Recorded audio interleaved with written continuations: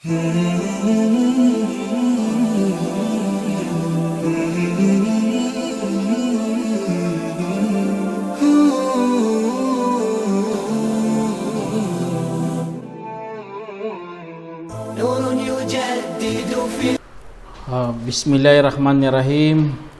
Assalatu wassalam ala asyrafil mursalin wa ala alihi wa sahbihi ajma'in. Amma ba'd. Assalamualaikum warahmatullahi wabarakatuh. Mga kapatid sa Islam, nandito naman po tayo para magbigay ng Islamikong pagpapayo patungkol ito sa pangangamba na may panunumbalik o kaya al-khasyatu wal inaba. Kaya ang pangangamba, mga kapatid, ay isa sa mga katuruan yan ng ating reliyong Islam. Bagkus inaanyayahan po tayo ng Allah subhanahu wa ta'ala na palagi ang pagbabalik loob sa Kanya. Kaya ang pagbabalik loob, mga kapatid, at ang pangangamba ay magkasama po yan lagi, na hindi talaga naghihiwalay. Kasi nga kapag kinulangan mo ang isa, sa bawat isa ay wala pong silbi. Nangangamba ka nga pero hindi ka naman nagbabalik loob kay Allah. O kaya bumabalik loob ka naman kay Allah na wala ka namang pangamba. Kaya wala, dapat magkasabay talaga yung dalawa na yan. Kaya katulad ng sinabi ng Allah subhanahu wa ta'ala sa banal na Quran, A'udzu billahi minasyaitonir rajim wa uzlifatil jannatu lil muttaqina ghayra ba'id. Hada ma tu'aduna likulli awabin munib, awabin hafid. Man khasyar rahmana bil ghaibi wa jaa'a biqalbin munib. Udkhuluha bisalam. Dzalika yaumul khulud. Lahum ma yasha'una fiha waladayna mazida. Sa sinabi ng Allah subhanahu wa ta'ala sa banal na Quran, sabi niya, ipinalapit ang paraiso para sa mga matakutin na hindi naman kalayuan. Ito ang ipinapangako sa inyo o para sa bawat manumbalik loob na mapag-ingat. At ang sinumang nangangamba sa mahabagin sa ligid at dumating na may pusong naman nanunumbalik, magsipasok kayo doon na may kapayapaan. Iyan ang araw ng panghabang buhay. Mapasakanla roon ang anumang kanilang nanaisin at sa amin naman ang karagdagan. Kaya sa sinabi ng Allah subhanahu wa ta'ala, mga kapatid, napakalinaw talaga to. Na tinatawag niya lahat ng mga natatakot sa Kanya, may mga pangamba sa Kanya. Kaya may gantimpala, kapatid, kapag ikaw magkaroon ka ng pangamba kay Allah. Katulad ng Allah, sinabi ng Allah, innal ladina yakhshawna rabbahum bil ghaibi lahum magfiratu wa ajrun kabir. Sa sinabi ng Allah, katunayang mga yaong natatakot sa kanilang Panginoon sa ligid ay mapasaka nila ang kapatawaran at pabuyang napakalaki. Kaya ang mga nangangamba kay Allah subhanahu wa ta'ala ay dapat talaga to, iniisip talaga nila ang Allah kahit sa ligid. Hindi nila nakitang Allah, pero ang kanilang takot, mga kapatid, ay pumapaibabaw. Ganun na ganun dapat ang mga tunay na mga manampalataya kay Allah subhanahu wa ta'ala. Kaya ang gantimpala, yun ang iniisip ng mga matakutin. Kay Allah subhanahu wa ta'ala, iniisip niya, gantimpala na lang. Kaya may mga tayo, mga kapatid, mga nauna sa atin, nagbigay sila ng mga tinatawag na kaibahan. Iniba nila ang kaibahan ng khasya at ang khawf. Kaya pasalamat talaga tayo sa Islam kasi na-preserve pa talaga ang Arabic wika na kung saan ginagamit natin para maunawaan natin ang Quran, mga kapatid. Kaya ang Quran, isa sa mga ang Allah subhanahu wa ta'ala ang paggamit ng Arabic. Kaya Kaya sa ano diyan sa ano ng Allah Subhanahu wa Ta'ala, mga kapatid, sa ano niya, sabi dito, ang khasya, sabi dito, ang pangangamba ay mas mataas yan sa antas kaysa takot. Ibig sabihin, mas mataas yan kaysa takot. Dahil pinagsasama nito ang takot sa kaalaman, sa pagdakila at pagmamahal. Allahu Akbar. Kaya kung ginamit mo pala khasya, ibig sabihin, kilala mo ang iyong kinakatakutan. At saka, dinadakila mo.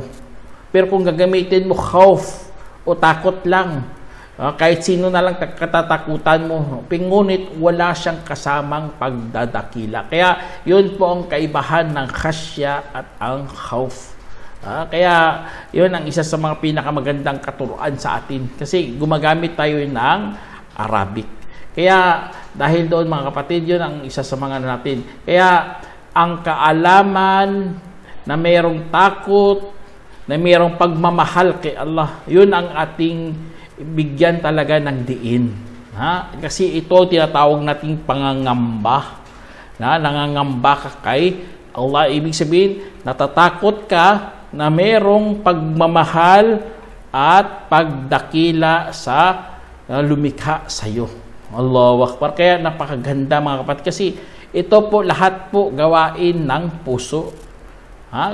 Dito yan makikita lahat sa ati. Kaya kung nangungulugan na bumabalik loob ka kay Allah, dapat sabayan mo talaga ng takot at kaalaman at pagmamahal at pagdadakila.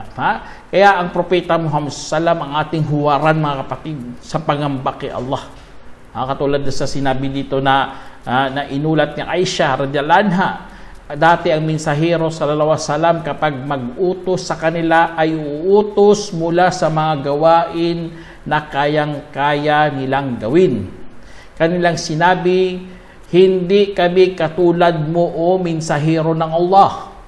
Katotohanan, pinatawad na ng Allah para sa iyo ang parating mo pang mga kasalanan at mga nakalipas.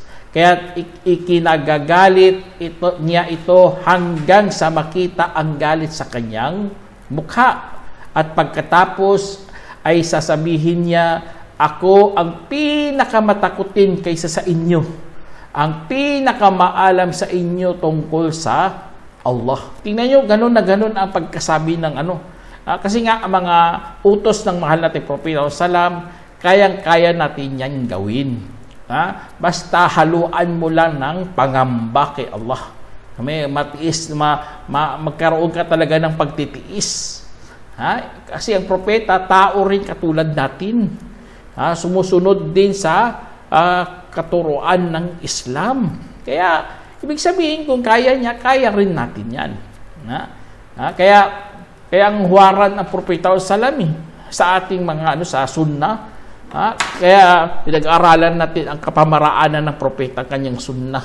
Kasi nga dapat gayahin natin ang propeta Meron nga dito sa hadith din na inulat ni Aisha na merong isang lalaki na lumapit sa propeta Muhammad sallam para makahingi ng patwa.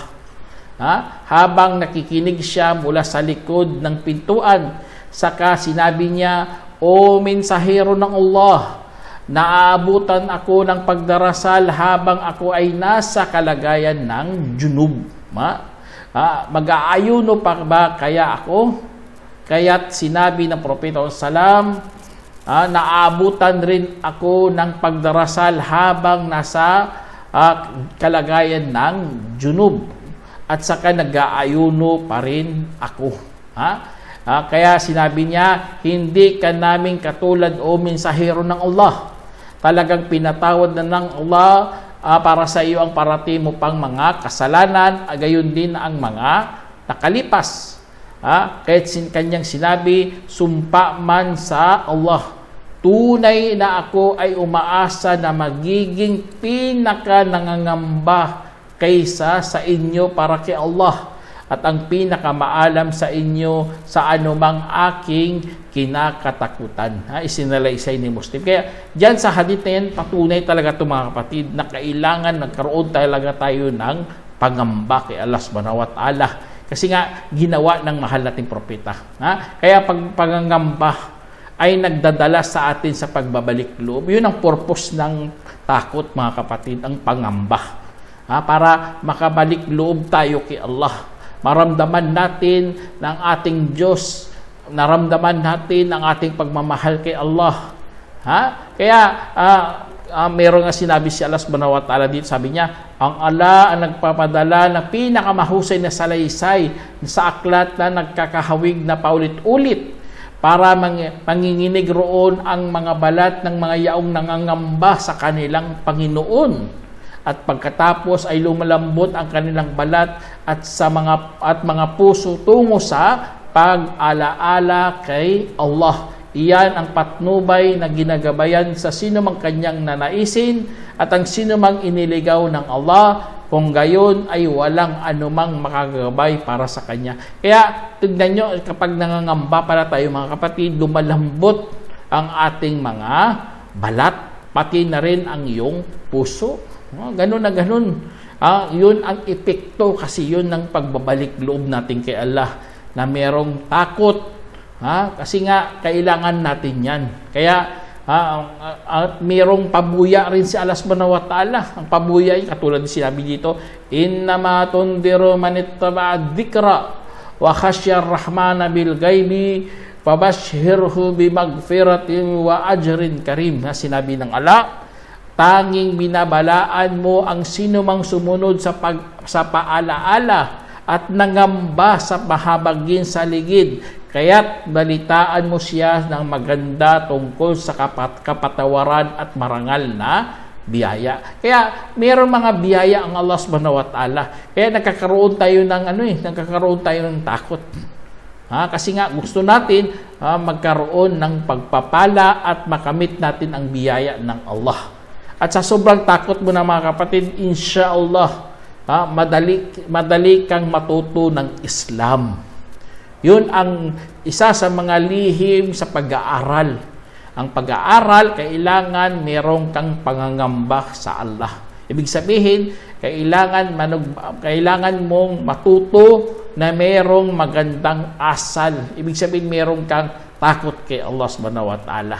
Kasi nga mayroong nabanggit si Allah, sabi dito, wa minan nasi wad dawabi wal an'ami mukhtalifun alwanuhu kadhalika innama yakhshallaha min ibadihi ulama innallaha azizun ghafur. Sinabi ng Allah, at mula sa mga tao at mga hayop at mga alagang hayop na magkakaibang mga kulay nito, gayon din ang tanging nangangamba sa Allah buhat sa kanyang mga alipin ay mga maaalam. Katiyakan si Allah makapangyarihan na mapagpatawad. Kaya dyan sa sinabi ng Allah, tanging natatakot lamang kay Allah ang mga maaalam. Ibig sabihin, mga natututo ng tamang kaalaman.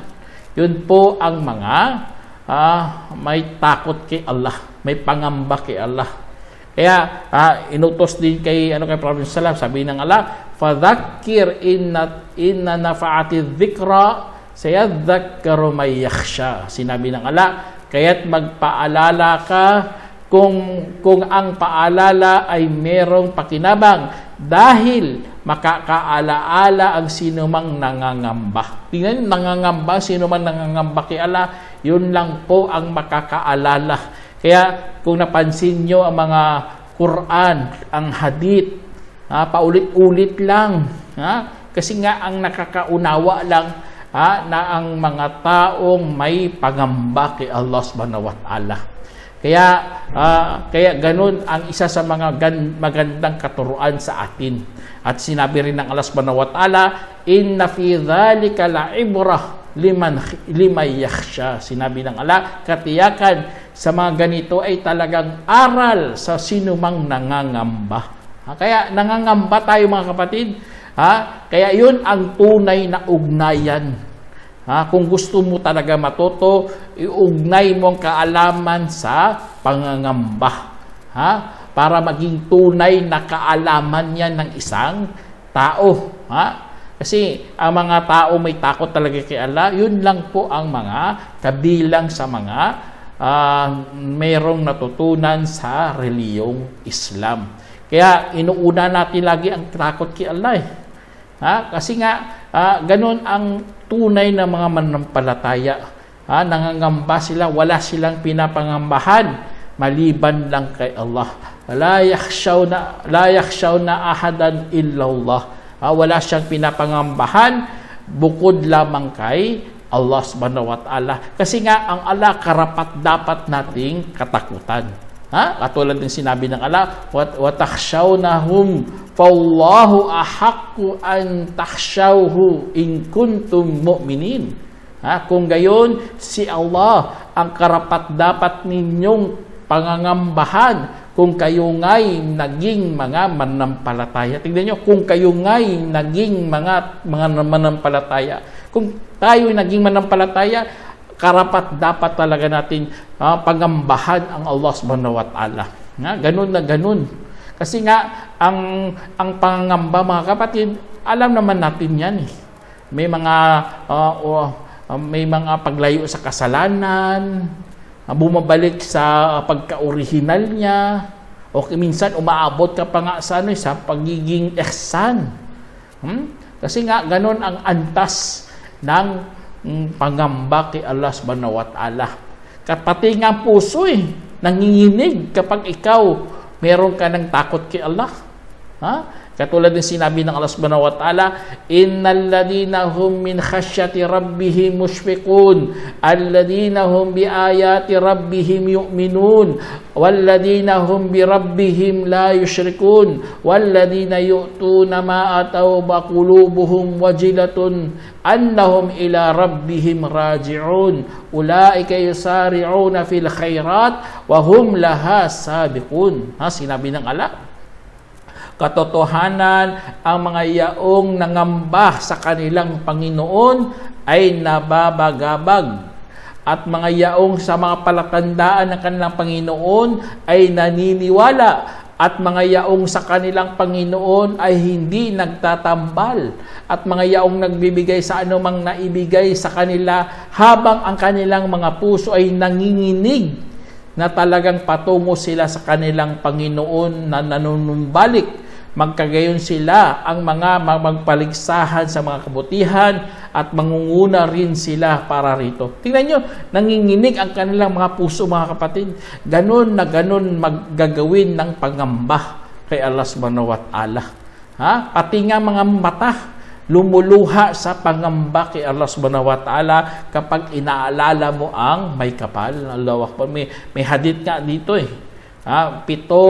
pitong katao na bibigyan ng lilim na walang lilim bukod sa kanyang lilim. At nabanggit doon, mga kapatid, na isang lalaki na inaalala si Allah na nag-iisa at saka lumuha ang kanyang mata. Subhanallah, napapaluha pala siya kapag sa sobrang pangamba kay Allah subhanahu wa ta'ala.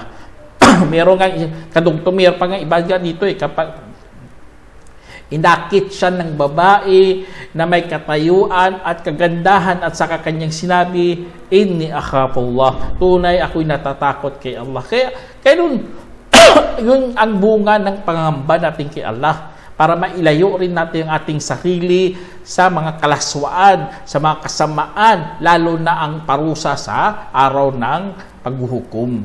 Kaya hindi tayo maparurusahan kapag meron kang takot kay Allah. Meron kang pangamba kay Allah. Katulad sa hadith ito na inulat ni Abu Hurairah na sinabi ng mensahero sallallahu alaihi wasallam, walang papasok sa impyerno na lalaki na umiyak dahil sa pangamba kay Allah hanggang sa babalik ang gatas sa suso. Tingnan nyo, babalik ang gatas sa suso. Imposible yun, di ba? Wala namang babalik na gatas sa suso. Ibig sabihin doon, ang mga taong nangamba kay Allah tapos lumuha sila, inshallah, imposible talaga na papasokin sila sa impyerno, katulad ng ipapabalikin mo ang gatas sa suso. At saka, hindi magsasama ang alikabok sa landas ng Allah at ang usok ng impyerno. Isinalaysay ni Tirmidhi at itinama ni Albani. Kaya, napakaganda, mga kapatid, kapag ikaw naluluha ka dahil sa pangamba kay Allah. Tapos mayroong ang hadith din dito na dalawang mga mata na hindi masasalingan ng apoy. Mata na umiyak dahil sa pangamba kay Allah. At mata na magdamag, nagbabantay sa landas ni Allah. Kaya ito mga magagandang paanyaya sa atin na tayo dapat magkaroon talaga ng paggamba kay Allah. Merong kwento nga dito sa time din ni Prophet Muhammad sallam na dumaan ang si Prophet sallam sa mga babae na umiyak doon sa harap ng libingan. Sinabihan siya ng Prophet sallam, ittaqillaha wasbiri. Sabi niya, matakot ka kay Allah at magtiis. Subhanallah. Ibig sabihin dito sa hadith na ito mga kapatid, sa payo ng propeta, para maibsan mo ang pagdadalamhati mo. Kasi kung wala kang takot kay Allah, grabe, baka magluksa ka pa dyan, baka magpakamatay ka pa dyan. Alam naman natin na parang lumalamig yan ng buong katawan mo kapag ikaw yung nagluluksa ayon sa pag-aaral. Nagiging blue, naging itim, mas maraming itim at blue. Kaya, ibig sabihin, nagiging cold ka, lumalamig ka. Kaya ang utak mo hindi na makapag-isip ng maayos dyan. Kasi nga napuno ka na ng emosyon. Emosyon, mga tinatawag nating negative na emosyon na kailangan bumalik ka ulit sa gitna. Kaya ang payo ng Propeta sallallahu matakot, mangamba ka kay Allah.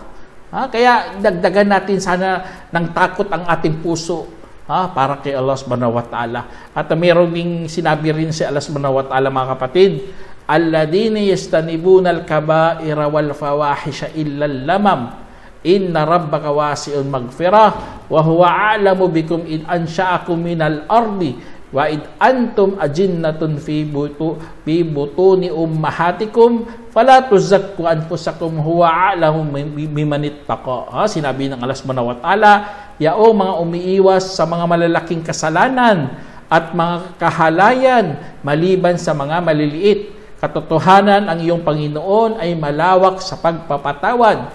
Siya ang higit na nakakaalam sa inyo nang kayo'y pinausbong sa kalupaan at nang kayo'y mga sanggol sa loob ng mga sinapupunan ng inyong mga ina. Kaya't huwag ninyong pupuriin ang inyong mga sarili sapagkat siya ang higit na nakakaalam sa sino mang natakot. Kaya sa mga natakot mga kapatid, ganun ang kanilang pag-uugali. Hindi nila pinupuri ang kanilang mga sarili. Lalo na, hindi sila lumalapit sa mga malalaking mga kasalanan. Sa mga maliliit, syempre hindi naman tayo, pasok tayo sa mga maliliit. Pero, inshallah, kung kaya mo layuan mo. Lalo na mga malalaki. Kaya, hindi kondisyon, kapatid, para sa may mga taong may takot na sila'y ligtas na sila sa kasalanan at paglabag.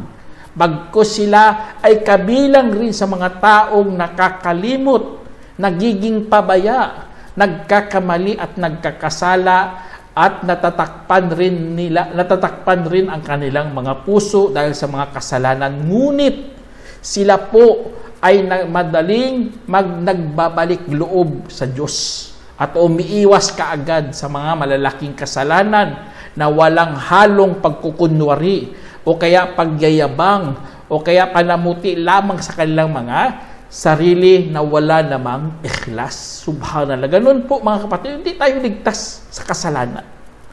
Ngunit bumabangon tayo kagad kapag tayo'y nagkakamali. Kaya ang taong naaapektuhan ng takot upang gumawa ng isang bagay na bawal, nawala naman siyang dahilan mga kapatid o kaya naging pabaya sa mga wajibat. Nawala naman siyang dahilan, kung gayon siya ay nagkasala at naging makasalanan at ang kanyang kasalanan ay katumbas sa kanyang nagawang krimen. Tingnan nyo, ganun na mga kapatid, kapag ang tao na apektuhan ng mga example lang, natakot siya ng drug lord. Tapos ang takot niya, wala naman siyang dahilan tinakot lang siya. Tapos gumawa na siya din kagad ng kasama. Hindi hindi ka naman pinilit. Tinakot ka lang. Buti kung pinilit ka kasi may dahilan ka, pinilit lang kasi. Kaya, yun ang isa sa mga nakakatakot gawin, mga kapatid. Kasi napabayaan mo ng wajib mo, tapos gumagawa ka pa ng masama.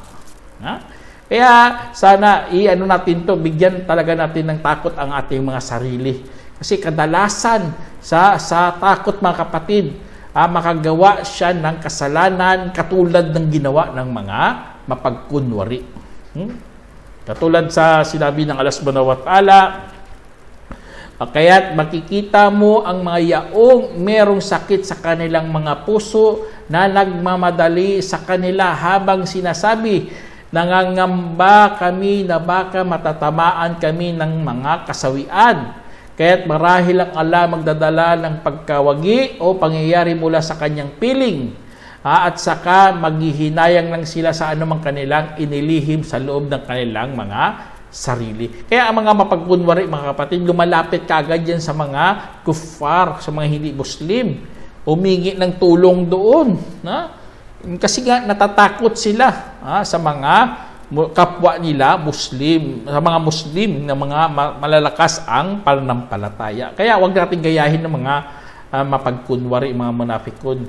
At kung tungkol naman, mga kapatid, sa isang tao na takot na baka maligtaan ang ilang makamundong kasiyahan na nagtulak sa kanya na maging malapit sa mundo na parang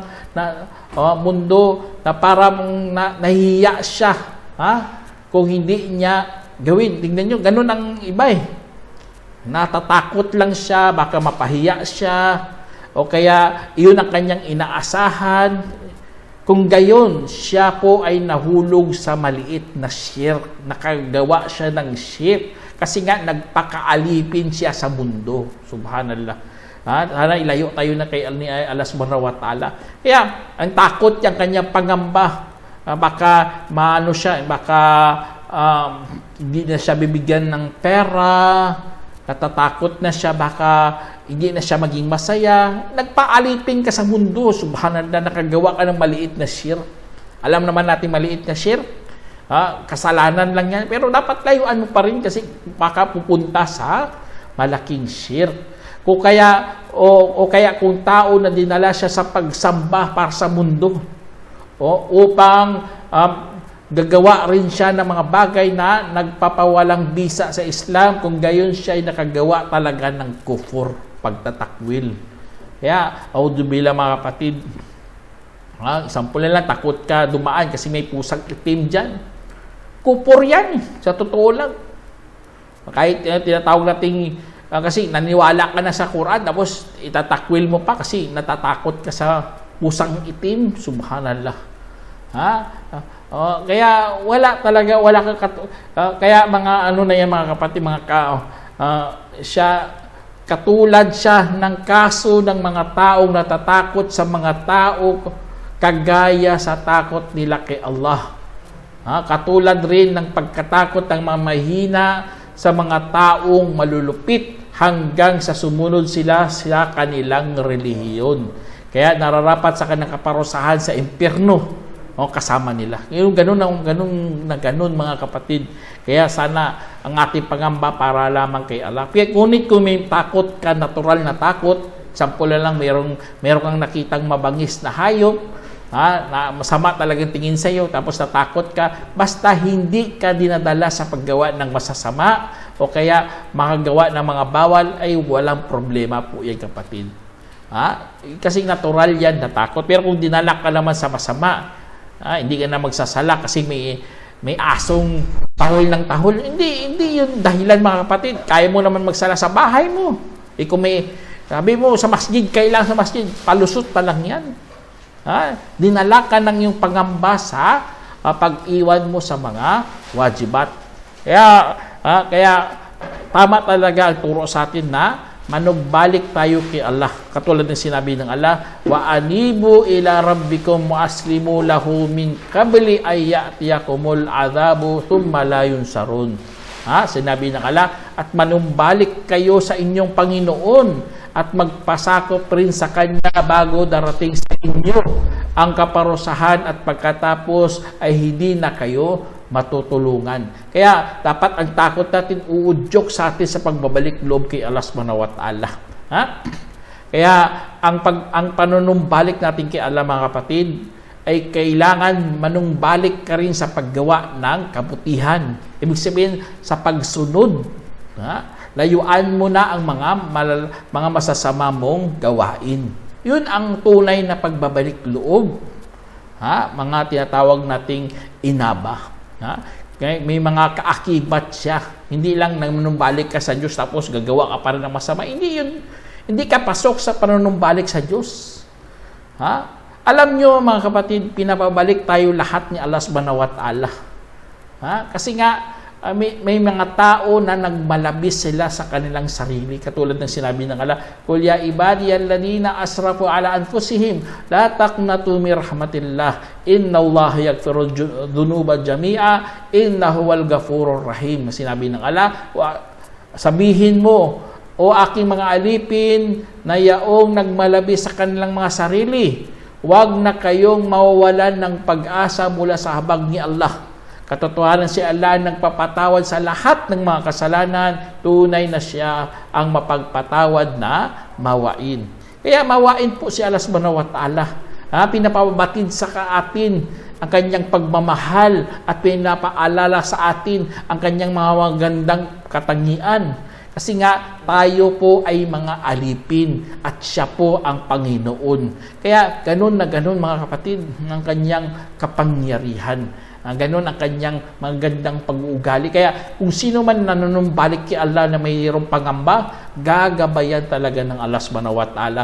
Yahdi ilayhi man anab. At gagabayan niya ang mga tao, ang sino mang nanumbalik sa kanya. Kaya gagabayan ng Allah. Kung hindi ka gagabay, nililigawin ka niya. Kasi kasalanan mo, bakit hindi ka nagbalik loob? Gagawa ka ng kasamaan. Alam mo naman, ang kasamaan, ginawa ng Allah para maligaw ang tao. Tapos ikaw, ganun pa rin, gagawa ka ng masama. Siyempre, kaligawan yan. Liligawin ka talaga ng Allah. Kaya, at ang sino mang nanumbalik kay Allah, mga kapatid, ay dadalisayin ng Allah subhanahu wa ta'ala.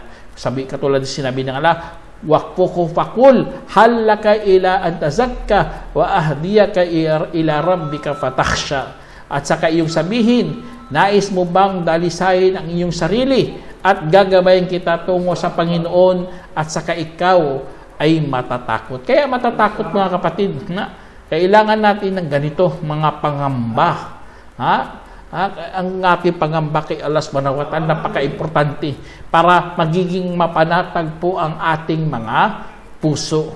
Kasi kapag ikaw nagmamanumbalik kay Allah at nagkaroon ka ng pangamba, nagiging mapanatag ang iyong sarili. Katulad ng sinabi ng Allah, wa tatma'innu qulubuhum bi dzikrillah, ala bi dzikrillahi tatma'innul qulub. Mga yaong, sabi dito, at napapanatag ang kanilang mga puso sa pag-alala kay Allah. Hindi baga sa pag-alala kay Allah napapanatag ang mga puso. Kaya napapanatag ang mga puso, mga kapatid, sa mga ganitong mga gawain. Sana meron kayong napulutang aral, mga kapatid, sa ganitong mga usapin. Hanggang dito na lang. Assalamualaikum warahmatullahi wabarakatuh. جمعية الدعوة نور، الدعوة للجميع.